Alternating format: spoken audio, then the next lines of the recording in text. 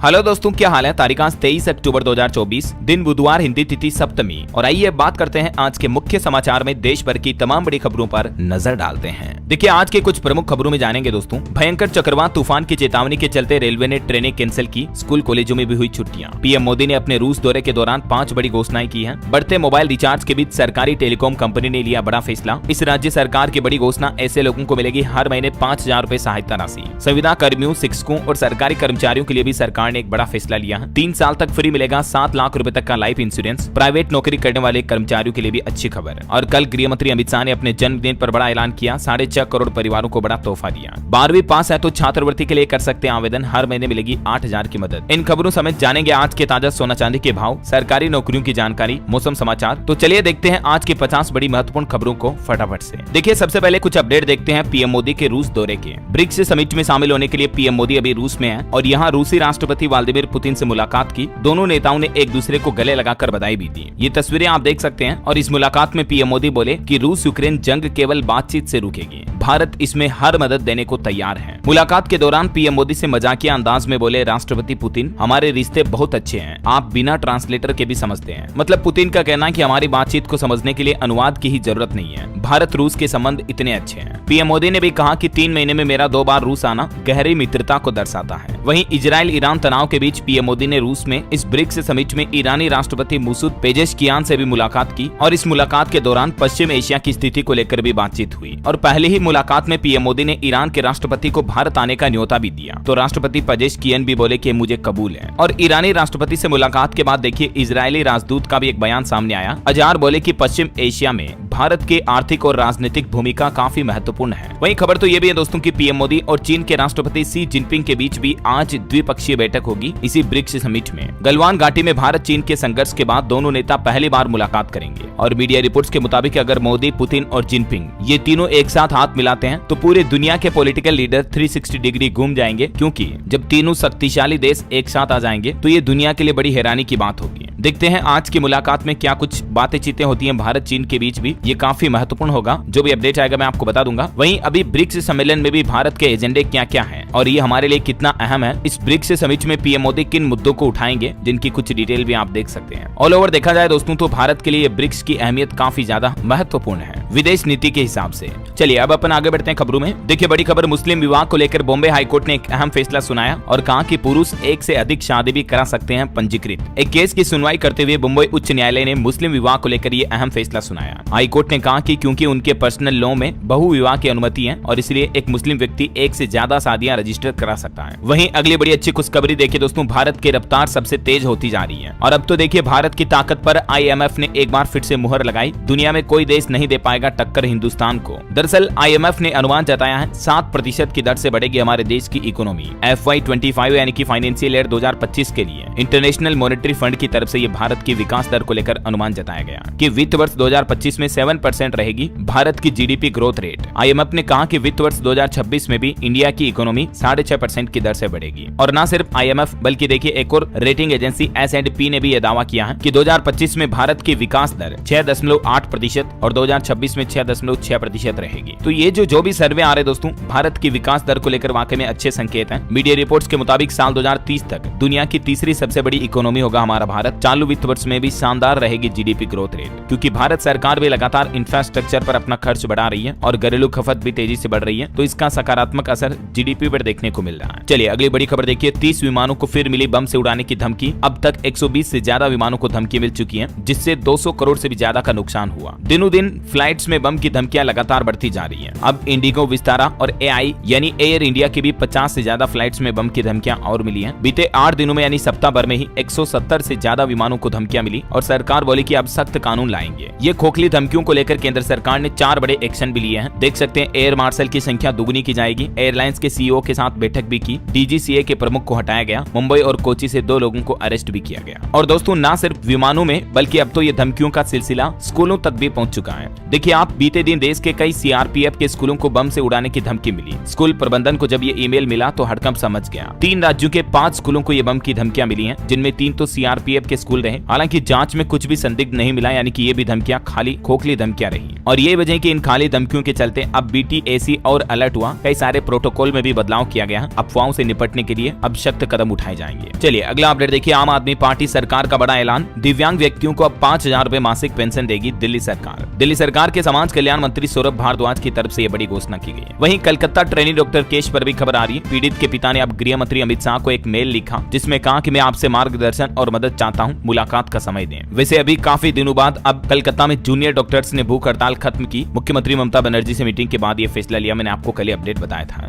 चलिए अगली खबर देखिए। दिल्ली एयर पोल्यूशन मामले की सुप्रीम कोर्ट में सुनवाई हुई। सरकार ने 10,000 फैक्ट्रियां बंद करने को कहा था, लेकिन कोर्ट ने कहा कि आपका काम सिर्फ कागजों में होता है। वहीं लद्दाख एक्टिविस्ट सोनम वांगचुक ने भी अपनी भूख हड़ताल खत्म की। केंद्र सरकार की तरफ से बातचीत का आश्वासन मिलने के बाद उन्होंने ये फैसला लिया। दोस्तों आजकल हम देख रहे हैं कि कई फाइनेंशियल एजेंसियां कह रही हैं कि यूएस रिसेशन की तरफ बढ़ रहा है और इसका असर पूरी दुनिया और ग्लोबल इकोनॉमी पर देखने को मिल रहा है। मार्केट में वोलेटिलिटी बढ़ने के भी चांसेस हैं और आपने देखा होगा पिछले कुछ सालों में क्रिप्टो करेंसी ने काफी अच्छे रिटर्न्स दिए हैं। 2 करोड़ से भी ज्यादा लोगों ने कॉइन स्विच पर भरोसा किया है और प्रॉफिट्स कमाया है, जिसका लिंक मैंने नीचे दे रखा है। और दोस्तों रिसेंटली मैंने एक जबरदस्त फीचर देखा कॉइन स्विच पर, जिसका नाम है स्मार्ट इन्वेस्टमेंट, जो कि आपको एश्योर्ड प्रॉफिट्स कमाने में मदद करता है। आपको सिर्फ अपना पैसा इन्वेस्ट करना है, बाकी काम एक्सपर्ट ट्रेडर्स करेंगे जो आपके बिहाफ पे ट्रेड करते हैं। ये उन स्ट्रेटेजीज को फॉलो करते हैं जो कि मार्केट एक्सपर्ट ने रिसर्च के बाद बनाई हुई होती है। तो बस आपको इन्वेस्टमेंट करना है और आपका पैसा ऑटोमेटिकली एश्योर्ड प्रॉफिट्स के साथ ग्रो होगा। टॉप ट्रेडर्स यहाँ ट्रेड करेंगे और आप सोते सोते भी पैसे कमा सकते हैं। लिंक मैंने नीचे दे रखा, आप खुद ही देख सकते हैं। और यहाँ पर आप डिफरेंट ट्रेडर्स का ऑल टाइम परफॉर्मेंस डेटा भी देख सकते हैं, जिससे कि आपको उनके हिस्टोरिकल प्रॉफिट्स का आइडिया मिल जाता है, जिससे आप अपने इन्वेस्टमेंट के हिसाब से बेस्ट ट्रेडर चूज कर सकते हैं। और प्रॉफिट शेयरिंग का कमीशन परसेंटेज भी आप खुद ही डिसाइड कर सकते हैं। और एक अच्छी बात है दोस्तों, कॉइन स्विच दे रहा है 1% कैशबैक और 0 trading fee for next 30 days. और कॉइन स्विच एक FIU रजिस्टर्ड एक्सचेंज है जो कि यूजर की सेफ्टी का पूरा ध्यान रखता है। 2 फैक्टर ऑथेंटिकेशन, सेपरेट पिन जैसे फीचर्स भी मिलते हैं। ये आप उनके मार्च 31, 2024 तक के डेटा भी देख सकते हैं, जो कि क्लियरली दिखाता है कि कॉइन स्विच अपनी फाइनेंशियल हेल्थ अच्छी तरह से मेंटेन कर रहा है। और हाँ दोस्तों, एक लकी विनर को दिलजीत दोसांझ के कॉन्सर्ट की टिकट मिलेगी, जो कॉइन स्विच डाउनलोड करके कमेंट में अपना सिटी मेंशन करेगा। तो मैंने डिस्क्रिप्शन और पिन कमेंट में लिंक दे दिया है, कॉइन स्विच ऐप अभी डाउनलोड करो। चलिए अगली बड़ी अच्छी खबर देखिए। आप पासपोर्ट बनवाना और आसान हुआ, आपके घर पहुंचेगा पासपोर्ट ऑफिस। जी हाँ, पासपोर्ट बनवाने के लिए परेशान हो रहे लोगों के लिए अच्छी खबर है। पासपोर्ट आवेदकों की सहूलियत के लिए passport mobile van service launch की है सरकार की तरफ से और इससे कई राज्यों के लोगों को लाभ मिल रहा है। इसी के तहत अब उत्तर प्रदेश के भी कई जिलों में ये नई सुविधा शुरू की गई है। पासपोर्ट मोबाइल वैन आपके घर पर आएगी, जिससे आप घर बैठे ही ऑनलाइन पासपोर्ट अप्लाई कर पाएंगे, है ना। चलिए खबर देखिए। भारत पाकिस्तान के बीच एक अहम समझौता हुआ। श्री करतारपुर साहिब कॉरिडोर को लेकर यह समझौता हुआ और फिर से 5 साल के लिए ये बहाल कर दिया गया है। विदेश मंत्रालय की तरफ से ये जानकारी शेयर की गई। करतारपुर साहिब कॉरिडोर समझौते की वैधता को 5 साल की अवधि के लिए बढ़ाने पर भारत पाकिस्तान दोनों देशों के बीच सहमति बनी। ये देख सकते हैं आप, विदेश मंत्री एस जयशंकर की तरफ से ट्वीट करके इस बात की जानकारी दी गई। चलिए बड़ी खबर देखिए। बैगलेस डे के लिए शिक्षा निदेशालय ने जारी किए दिशा निर्देश। 10 दिन छात्रों को मिलेगा नया अनुभव। दरअसल दिल्ली के शिक्षा निदेशालय ने दिल्ली के सरकारी और प्राइवेट स्कूलों में 10 दिनों तक बैगलेस डे, यानी कि इन दिनों में बच्चों को कोई भी बस्ता बैग स्कूल में नहीं ले जाना पड़ेगा, ये लागू करने के दिशा निर्देश जारी किए हैं। इस पहल का उद्देश्य है स्कूलों में बच्चों को सीखने के लिए एक नया अनुभव देना और तनाव मुक्त बनाना। मतलब 10 दिन ऐसे होंगे जब बच्चों को बैग नहीं ले जाना पड़ेगा। इस दौरान बच्चे खेलेंगे, कुछ नई सांस्कृतिक एक्टिविटीज करेंगे, है ना। वहीं शिक्षा से जुड़ा एक और अपडेट आ रहा। शिक्षा मंत्रालय ने बढ़ाई 5वें युवा संगम के लिए पंजीकरण की अंतिम तिथि और अब इस तारीख तक आवेदन कर पाएंगे युवा। इच्छुक उम्मीदवार अब 25 अक्टूबर तक इसके लिए आवेदन कर पाएंगे। शिक्षा मंत्रालय ने वार्षिक सांस्कृतिक और शिक्षा आदान प्रदान कार्यक्रम युवा संगम के 5वें चरण की ये तारीख बढ़ाई है। वहीं स्कॉलरशिप यानी कि छात्रवृत्ति को लेकर भी एक अच्छी खबर आ रही है। अगर आप भी 12वीं पास है तो छात्रवृत्ति के लिए आवेदन कर सकते हैं। हर महीने 8,000 रुपए तक की मदद मिलेगी। दरअसल ईशान उदय छात्रवृत्ति भारत सरकार द्वारा उत्तर पूर्वी राज्यों के छात्रों के लिए एक विशेष स्कॉलरशिप स्कीम है, यानी छात्रवृत्ति योजना है। इसका उद्देश्य उन छात्रों को वित्तीय सहायता देना जो कि उच्च शिक्षा लेना चाहते हैं, लेकिन आर्थिक कारणों से यानी कि गरीबी की वजह से अगर आगे की पढ़ाई नहीं कर पा रहे हैं, तो स्नातक में प्रवेश करने के लिए 12वीं पास स्टूडेंट को हर महीने 8,000 रुपए छात्रवृत्ति के रूप में दिए जाएंगे। विश्वविद्यालय अनुदान आयोग UGC की तरफ से ये स्कॉलरशिप स्कीम निकाली गई है और इच्छुक उम्मीदवार इस ऑनलाइन पोर्टल पर जाकर scholarships.gov.in पर जाकर आवेदन कर सकते हैं। अब इसके लिए कुछ नियम और शर्तें भी हैं। ये देख सकते हैं आप किन किन स्टूडेंट को ये छात्रवृत्ति मिलेगी। एलिजिबिलिटी क्राइटेरिया को लेकर सरकार की तरफ से ये गाइडलाइन जारी की गई है। इन राज्यों के निवासी इस छात्रवृत्ति के लिए आवेदन कर सकते हैं, ठीक है। और इसके अलावा भी 10 महीने तक ये स्कॉलरशिप दी जाएगी। चलिए अगली खबर देखिए। ADB पश्चिम बंगाल में बिजली वितरण में सुधार के लिए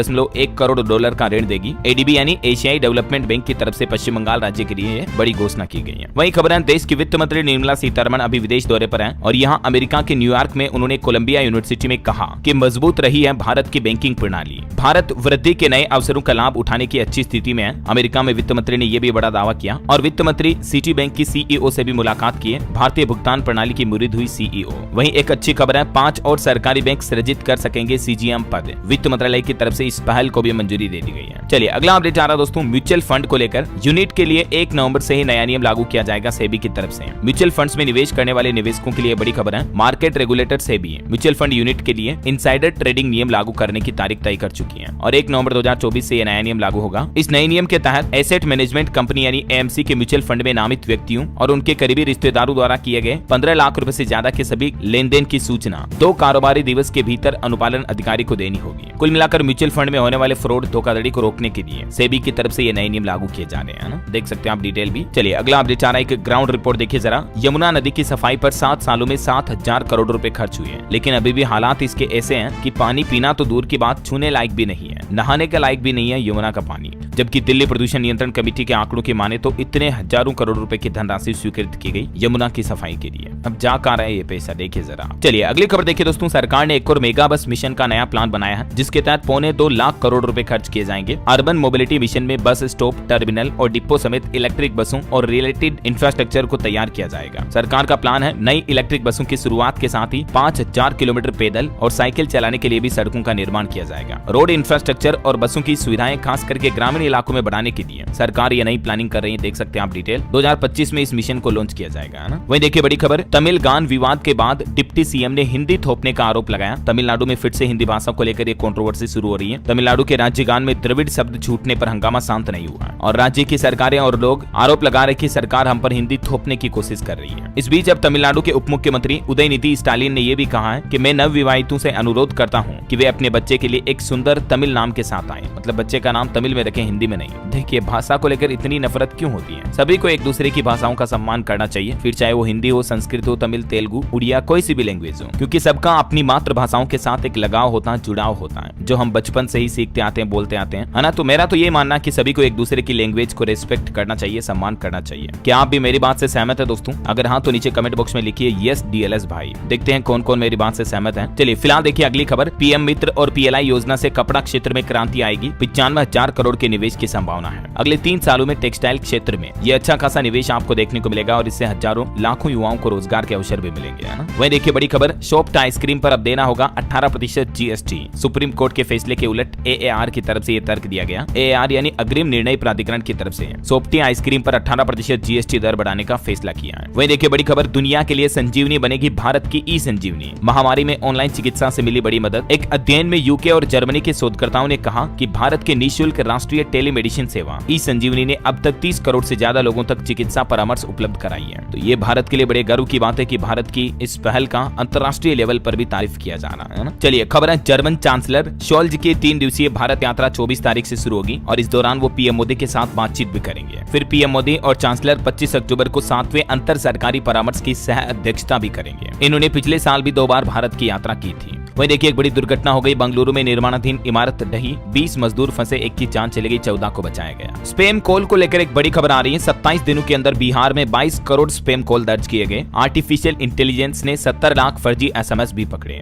ये जो ट्राई की तरफ से नई पहल शुरू की गई, इसके रिजल्ट सामने दिखने लगे हैं। बिहार झारखंड में सबसे ज्यादा लोगों को फर्जी कॉल और मैसेज के साथ सामना करना पड़ रहा और ये स्पैम कॉल को रोकने के लिए अब टेलीकॉम कंपनियां एआई का भी इस्तेमाल कर रही है। चलिए अगली बड़ी अच्छी खबर देखिए, 3 साल तक फ्री मिलेगा 7 लाख रुपए तक का लाइफ इंश्योरेंस यानी कि जीवन बीमा। ईपीएफओ ने 12 महीने लगातार सर्विस की शर्त भी हटा दी है। ईपीएफओ यानी कर्मचारी भविष्य निधि संगठन की तरफ से ईडीएलआई स्कीम यानी कर्मचारी जमा संबंध बीमा स्कीम को लेकर इस अवधि को 3 साल तक के लिए बढ़ा दिया और ईपीएफओ के इस फैसले से तकरीबन 6 करोड़ से ज्यादा सदस्यों को फायदा होगा। ईडीएलआई स्कीम के तहत ईपीएफओ सब्सक्राइबर्स को 7 लाख रुपए तक का जीवन बीमा बिल्कुल फ्री में मिलता है और पहले इसमें एक शर्त ये भी थी कि कर्मचारी एक ही जगह पर कम से कम 12 महीने नौकरी करो, 1 साल तक एक ही कंपनी में नौकरी करें, तब इसका फायदा मिलता था। लेकिन अभी इस शर्त को भी ईपीएफओ ने हटा दिया। तो इससे भी देश के लाखों प्राइवेट नौकरी करने वाले और सरकारी कर्मचारियों को भी फायदा होगा जो ईपीएफओ से जुड़े हैं। अब ये बीमा राशि कितनी होगी ये सैलरी पर डिपेंड करती है और नौकरी अगर बिल्कुल छोड़ दे तो फिर इसका लाभ नहीं मिलता है। वहीं देखिए कल गृह मंत्री अमित शाह का जन्मदिन था और इस मौके पर उन्होंने एक बड़ा ऐलान किया है। 6.5 करोड़ परिवारों को तोहफा मिला और ये परिवार है डेयरी उद्योग से जुड़े परिवार। इनको जल्द ही सहकारी क्षेत्र में शामिल किया जाएगा। गृह मंत्री अमित शाह की तरफ से यह बड़ा ऐलान किया गया है। उन्होंने कहा कि हमारे देश के ग्रामीण क्षेत्र के करीब 6.5 करोड़ परिवारों को अभी भी उनकी मेहनत का पूरा लाभ नहीं मिल रहा है। जो किसान भाई लोग दूध बेचते हैं, दुग्ध उत्पादक हैं, तो ऐसे परिवार जो अभी भी सहकारी क्षेत्र के दायरे से बाहर हैं और उचित मूल्य नहीं मिलने के कारण उन्हें शोषण का सामना करना पड़ रहा है, तो डेयरी कारोबार से जुड़े तकरीबन 6 से 8 करोड़ परिवारों को अब सहकारी क्षेत्र में शामिल किया जाएगा और उन्हें एक्स्ट्रा लाभ मिलेगा। देख सकते हैं आप क्या सरकार की प्लानिंग है इस बारे में। बहरहाल अभी तो कुछ और महत्वपूर्ण और काम की खबरें देखेंगे दोस्तों अपन, लेकिन फिलहाल वक्त तो चला आज के ताजा मौसम समाचार जानने का। देखिए दोस्तों, डाना साइक्लोन जो अभी आ रहा उसको लेकर रेलवे ने भी बड़ा फैसला लिया। 23 से 26 अक्टूबर तक रद्द रहेगी तकरीबन 188 ट्रेनें। बंगाल की खाड़ी से एक बड़ा चक्रवाती तूफान आ रहा। उड़ीसा राज्य में तो सरकारी कर्मचारियों की छुट्टियां भी कैंसिल कर दी गई है। 10 जिलों में हाई अलर्ट जारी किया गया। साइक्लोन दाना 25 अक्टूबर को उड़ीसा और पश्चिम बंगाल के तट से टकराएगा। बेंगलुरु में 6 घंटों में ही 6 इंच बारिश हुई। साउथ ईस्ट रेलवे की 150 ट्रेनें कैंसिल है अभी। और ये चक्रवाती तूफान की चेतावनी के बाद कई जगहों पर स्कूल कॉलेज भी बंद करने का आदेश जारी कर दिया है। डाना की दस्तक से पहले ही दहशत का माहौल बन गया। उड़ीसा और बंगाल के तकरीबन 23 जिलों के स्कूल बंद कर दिए गए हैं। 25-26 अक्टूबर तक ये स्कूल बंद रखने का आदेश जारी कर दिया। और दोस्तों, बंगाल उड़ीसा के अलावा भी दाना तूफान का असर कई और राज्यों में देखने को मिलेगा। देखिए आप, छत्तीसगढ़ में भी अगले 2 दिन बरसात की चेतावनी। प्रदेश में कुछ जगहों पर हल्की से मध्यम बारिश के आसार हैं। राजस्थान के भी 4 जिलों में आज भारी बारिश का अलर्ट है। कई शहरों में बरसात के साथ ओलावृष्टि की भी चेतावनी। बिहार में भी देखिए चक्रवाती तूफान को लेकर ट्रेनें रद्द की गई। गया से गुजरने वाली 6 ट्रेनें कैंसिल रहेगी। 23 से 25 अक्टूबर के बीच दिखेगा असर। झारखंड में भी आज 23 अक्टूबर से चक्रवात दाना का असर दिखेगा। दक्षिणी मध्य में भारी बारिश और आकाशीय बिजली गिरने की भी आशंका है। 50 किलोमीटर प्रति घंटा की रफ्तार से हवाएं चलेगी। हरियाणा में मौसम विभाग का कहना कि देरी से शुरू होगी इस बार सर्दी की शुरुआत। 24 अक्टूबर के बाद बदलेगा मौसम। और भी स्काईमेट वेदर की रिपोर्ट के मुताबिक अगले 24 घंटों के दौरान मौसम की संभावित गतिविधियां क्या रह सकती हैं, किन किन राज्यों में बारिश के आसार है इस चक्रवात तूफान के चलते, जिसकी जानकारी आप देख लीजिएगा थोड़ा सा स्क्रीन पर। चलिए अब अपन बात करें सराफा बाजार की। तो देखिए सोना चांदी के भाव फिर से नए रिकॉर्ड हाई पर पहुंच चुके हैं। सोना 78,232 प्रति 10 ग्राम पर चल रहा और चांदी भी 97,254 रुपए प्रति किलो पर पहुंच चुकी है। कुछ राज्यों में तो चांदी के भाव 1 लाख के पार पहुंच चुके हैं। राजस्थान, मध्य प्रदेश वगैरह में रेट मैंने आपको कल ही बताए थे। राजस्थान में तो 24 कैरेट सोना भी 80,000 रुपए प्रति 10 ग्राम तक पहुंच गया है। चलिए साथ के साथ मार्केट के कुछ अपडेट भी देख लेते हैं। देखिए सेंसेक्स में बड़ी गिरावट देखी गई 930 अंक की, निफ्टी भी 309 अंक गिरा। और मार्केट एक्सपर्ट का तो यह अनुमान है कि निफ्टी अगर 24,400 के लेवल को तोड़ता है तो अगस्त के निचले स्तर तक भी बिकवाली का दबाव बढ़ सकता है। निवेशकों के 9 लाख करोड़ रुपए डूबे। शेयर मार्केट में मानो क्रेश की सुनामी आई हुई है अभी। चलिए कुछ कंपनियों के अपडेट भी देखिए आप। QIP के जरिए 8,500 करोड़ रुपए जुटाएगी जोमेटो कंपनी। बोर्ड ने प्रस्ताव को दी मंजूरी। फूड डिलीवरी जोमेटो कंपनी के नतीजे भी आ चुके। 388% प्रॉफिट बढ़ा। 36 करोड़ से बढ़कर 176 करोड़ रुपए हुआ मुनाफा। वहीं देखिए अडानी ग्रीन का दूसरी तिमाही में मुनाफा 39% बढ़ा।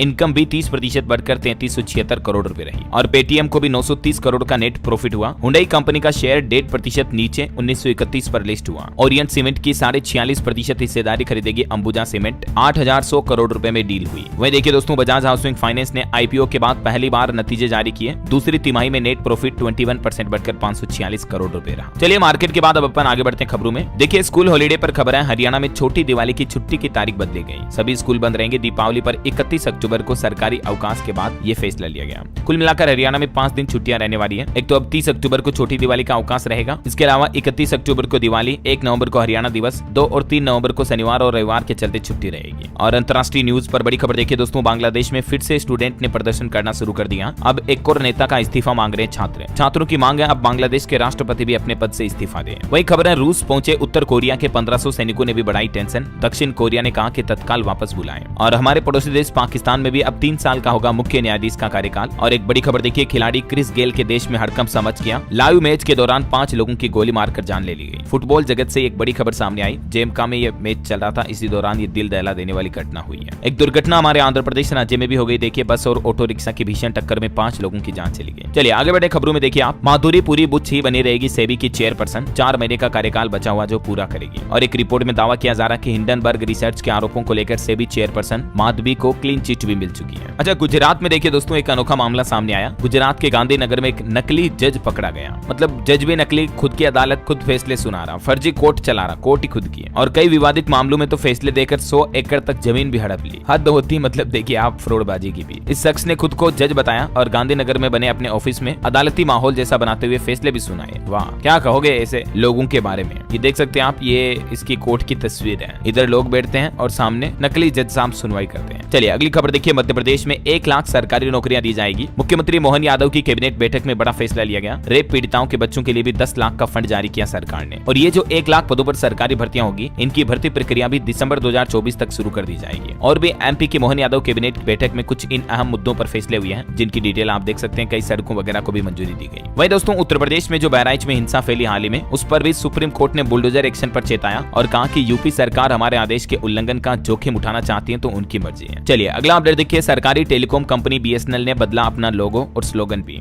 बीएसएनएल के ग्राहकों की संख्या भी बढ़कर 1 करोड़ 80 लाख हो चुकी है। जहां एक तरफ अभी दूसरी टेलीकॉम कंपनियां एयरटेल, वोडाफोन आइडिया, जियो काफी महंगे रिचार्ज प्लान दे रही है। इस बीच अब लोगों का रुख बीएसएनएल की तरफ ज्यादा बढ़ रहा है। और देखिए बीएसएनएल कंपनी ने अब एक नई शुरुआत की है। 24 साल बाद बदलाव करते हुए अपने लोगो में भी चेंजेस किए हैं। अब बीएसएनएल का ये नया लोगो कुछ यूं होगा, कनेक्टिंग भारत, ये इसकी टैगलाइन रखी गई है। सिक्योरली, अफोर्डेबली और रिलायबली। बीएसएनएल ने एक नई सुविधा शुरू की है, ऑटोमेटेड कियोस्क भी, जिसके जरिए आप सिम कार्ड खरीद पाएंगे और अपग्रेड भी कर सकेंगे। और भी 7 नई सर्विस कौन कौन सी लॉन्च की देख सकते हैं आप। फाइबर इंटरनेट ग्राहकों के लिए नेशनल वाईफाई रोमिंग की सुविधा मिलेगी। 500 से ज्यादा लाइव टीवी चैनल बिल्कुल फ्री में देख पाएंगे। सिम कार्ड खरीदने अपग्रेड करने के लिए कियोस्क मिलेगा। और भारत की पहली direct to device D2D connectivity solution भी बीएसएनएल ने लॉन्च किया है। और भी स्पैम कॉल को ब्लॉक किया जाएगा। Public protection and disaster release solution भी लॉन्च किया है। और माइनिंग ऑपरेशन के लिए भी प्राइवेट 5G नेटवर्क पेश किया है बीएसएनएल ने। तो ये सरकारी कंपनी अब एक नई पहल कर रही है। वैसे दोस्तों अभी आपके हिसाब से कौन सी टेलीकॉम कंपनी सबसे अच्छी सर्विस देती है और किसके मोबाइल रिचार्ज सबसे ज्यादा महंगे हैं, कमेंट करके बताइए मुझे। देखें एयरटेल, वोडाफोन आइडिया, जियो या बीएसएनएल, कमेंट में लिखिए फटाफट से। चलिए आगे बढ़ते हैं खबरों में। देखिए आप बड़ी खबर, भारत चीन के बीच जो अभी एक दिन पहले समझौता हुआ था, तो उस पर हमारे देश के सेना प्रमुख ने कहा कि चीन के साथ रिश्ते मजबूत करने की कोशिश जारी है।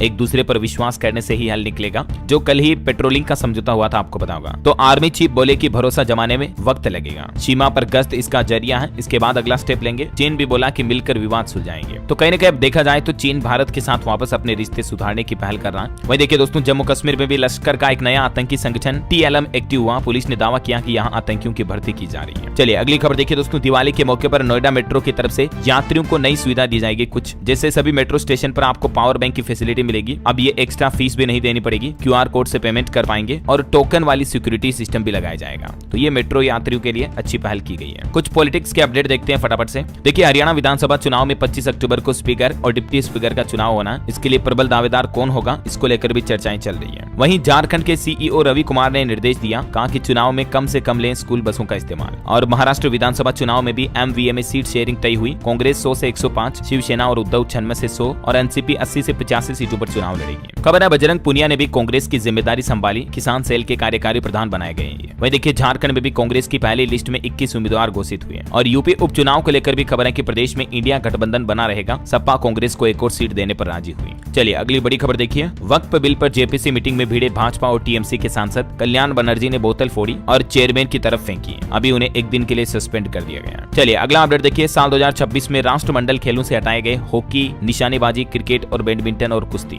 इन खेलों को 2026 राष्ट्रमंडल में शामिल नहीं किया जाएगा। वहीं खबर है भारत सिंगापुर के रक्षा मंत्रियों के बीच बैठक हुई। रक्षा सहयोग को और आगे बढ़ाने पर सहमति बनी। रक्षा मंत्री राजनाथ सिंह ने नई दिल्ली में सिंगापुर के रक्षा मंत्री डॉक्टर NG इंग हेन के साथ छठे भारत सिंगापुर रक्षा मंत्री संवाद की सह अध्यक्षता की और ये मुलाकात की। इस छठी बैठक में रक्षा मंत्री राजनाथ सिंह बोले कि दिनों दिन रक्षा सहयोग बढ़ रहा है। और राष्ट्रपति भवन में सिंगापुर के रक्षा मंत्री से देश की राष्ट्रपति द्रौपदी मुर्मू ने भी मुलाकात की। इस दौरान भारत और सिंगापुर के बीच कृत्रिम मेधा में सहयोग बढ़ाने पर भी सहमति जताई गई। वहीं खबर है संयुक्त अरब अमीरात की आधिकारिक यात्रा पर गए हुए हैं अभी भारत के नौसेना प्रमुख एडमिरल दिनेश के त्रिपाठी भी। चलिए अगला अपडेट देखिए दोस्तों। भारत ने लॉन्च की चौथी परमाणु पनडुब्बी S4 जो कि एक साथ 8 मिसाइल दागने में भी सक्षम है। तो ये भी अच्छी पहल है। भारत की ताकत और बढ़ने वाली है। चलिए खबर है दिल्ली में 28 और 29 अक्टूबर को आयोजित किया जाएगा नौसेना नवाचार और स्वदेशीकरण सेमिनार का तीसरा संस्करण भी। वहीं देखिए केरल में यातायात निगरानी के लिए नया citizen sentinel mobile app launch किया गया सरकार की तरफ से। और खबर है विक्रम देव ने कोयला मंत्रालय में संभाला सचिव पद का दायित्व। 18वां प्रवासी भारतीय दिवस उड़ीसा के भुवनेश्वर में आयोजित किया जाएगा। 8 से 10 जनवरी 2025 के बीच इसका आयोजन होगा। वहीं असम राज्य ने भी भूमि अधिकार योजना का तीसरा संस्करण शुरू किया। खबर है गोवा में 24वीं राष्ट्रीय पैरा तैराकी चैंपियनशिप का भी आयोजन हुआ। चलिए अगला अपडेट देखिए। DWC ने हाल ही में जो सभी संविदा कर्मियों की सेवा समाप्त की थी, तो इस पर अब दिल्ली के पूर्व मुख्यमंत्री अरविंद केजरीवाल ने उनकी नौकरी वापस दिलाने का भी आश्वासन जताया। वहीं खबर है देश की राष्ट्रपति द्रौपदी मुर्मू ने 5वें राष्ट्रीय जल पुरस्कार प्रदान किए और कहा कि जल जल संसाधनों का संरक्षण और संवर्धन सभी की सामूहिक जिम्मेदारी है। मध्य प्रदेश इंदौर के नाम भी बेस्ट वाटर डिस्ट्रिक्ट अवार्ड मिला। राष्ट्रपति द्रौपदी मुर्मू ने जिला कलेक्टर समेत कई लोगों को सम्मानित किया। चलिए अगला अपडेट देखिए। बढ़ते प्रदूषण को लेकर एक्शन में दिल्ली सरकार, विभिन्न विभागों के साथ बैठक में कई बड़े फैसले लिए। खबर है उत्तर प्रदेश में माफिया की 4,500 करोड़ की संपत्ति जब्त हुई। जीरो टॉलरेंस नीति के तहत योगी सरकार निरंतर कार्रवाई कर रही है। और दोस्तों उत्तर प्रदेश में शिक्षकों और कर्मचारियों के लिए भी एक बड़ी खुशखबरी आई है। पेंशन में जुड़ेगा अब नॉमिनल वेतन वृद्धि का लाभ भी। योगी सरकार की तरफ से सरकारी कर्मचारियों को लेकर यह बड़ा फैसला लिया गया, देख सकते हैं आप। चलिए अगला अपडेट देखिए। यूएई से 3 लाख करोड़ के ऐतिहासिक एमओयू से पश्चिमी राजस्थान में लगेगी 60 गीगावाट क्षमता की सोलर विंड और हाइब्रिड योजना भी। राइजिंग राजस्थान के तहत ये निवेश किया जाएगा। वहीं राजस्थान के बांसवाड़ा के भूकिया जगपुरा में देखिए प्रदेश की पहली सोने की खान पाएगी। देश के 6 स्वर्ण भंडारों का 25% सोना सिर्फ राजस्थान में है। वैसे अभी राजस्थान में डॉक्टर्स फिर से हड़ताल पर उतर आए, जिसके चलते अस्पतालों में हालात काफी बिगड़े। रात में मरीजों को देखने के लिए भी डॉक्टर्स नहीं है। 225 ऑपरेशन भी टाले गए कई अलग अलग जिलों में। और खबर है राजस्थान के रेलवे स्टेशनों को भी हेरिटेज लुक देगी भजन लाल सरकार। यात्रियों को कई नई सुविधाएं भी मिलेगी। चलिए खबर है हरियाणा सरकार ने भी कैथल में पराली जलाने के आरोप में किसानों को गिरफ्तार किया। 24 कृषि अधिकारियों को भी निलंबित किया। सुप्रीम कोर्ट के फटकार के बाद अब आखिरकार पराली जलाने पर पंजाब हरियाणा इन राज्य सरकारों ने एक्शन लेना शुरू किया है। और देखिए हरियाणा में एक साथ 24 अधिकारी और कर्मचारियों को सस्पेंड किया। वही खबर है देश के परिवहन मंत्री नितिन गडकरी ने नागालैंड के 29 राष्ट्रीय राजमार्ग परियोजनाओं की समीक्षा की और कार्य में तेजी लाने पर भी बल दिया। मणिपुर राज्य में भी 50 राष्ट्रीय राजमार्ग परियोजनाओं को मंजूरी मिली है केंद्र सरकार की तरफ से। पर्वतीय क्षेत्रों में 902 किलोमीटर सड़कों के विकास को प्राथमिकता दी जाएगी। वहीं खबर है केंद्र सरकार और लद्दाख के नेताओं के बीच 3 दिसंबर को वार्तालाप होगी, बातचीत होगी। सोनम वांगचुक के अनशन खत्म करने के बाद अब सरकार की तरफ से ये आश्वासन दिया गया। चलिए कुछ स्टेट न्यूज अपडेट देख लेते हैं फटाफट से। देखिए एआई से दुर्लभ गोडाउन हुआ पैदा, 8 महीने में सामने आया रिजल्ट। दावा किया जा रहा कि ऐसा करने वाला दुनिया का पहला देश बन चुका भारत। जैसलमेर के शुदासरी गोडाउन ब्रीडिंग सेंटर में ये एआई से कृत्रिम गर्भधान करवा के गोडाउन का जन्म करवाया गया। वही खबर है दोस्तों भोपाल इंदौर में देखिए 35 रुपए में 1 किलो प्याज बेच रही है सरकार। एक ग्राहक को अधिकतम 2 किलो खरीदने की ही लिमिट है। और बड़ी खबर है मेडिकल कॉलेजों में एनआरआई छात्रों का एडमिशन नहीं होगा निरस्त। छत्तीसगढ़ हाईकोर्ट ने कहा कि पंजाब हरियाणा हाईकोर्ट का फैसला यहाँ लागू नहीं होगा। चिकित्सा शिक्षा विभाग का आदेश भी खारिज किया। वहीं छत्तीसगढ़ महाराष्ट्र सीमा पर 5 नक्सली भी ढेर हुए। जवानों ने सरेंडर करने को कहा तो उन्होंने गोलियां बरसाई, बदले में जवानों ने भी उनको सुला दिया। वहीं देखिए छत्तीसगढ़ में 5 लाख सरकारी कर्मचारियों को भी बड़ी सहूलियत मिली। दिवाली से पहले मिलेगी सैलरी, 28 अक्टूबर से भुगतान करने के आदेश जारी किए छत्तीसगढ़ के मुख्यमंत्री विष्णुदेव साय सरकार की तरफ से।